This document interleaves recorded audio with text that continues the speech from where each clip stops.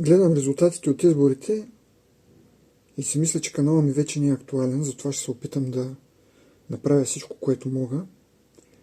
Дорогие Българии, поздравляю с победой! В день апрельской революции мы передали страну Россию. За тези от вас, които разберат руски, тези най-вероятно са хората, които са гласували за тези партии, Прогресивна България, Възраждане, Меч, Щит, Чукови, Пели, Триони и други домакински съдове.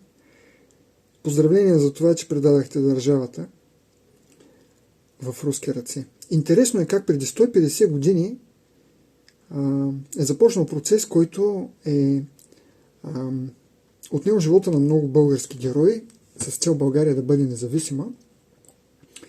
И точно на този ден на априлското въстание, 150 години от тогава, това, което се случва е 1 200 000 човека, ако не греша, толкова бяха избирателите на Прогресивна България, да я предадат в ръцете на Русия. Т.е. да загубим своята независимост. В една нормална страна, когато някой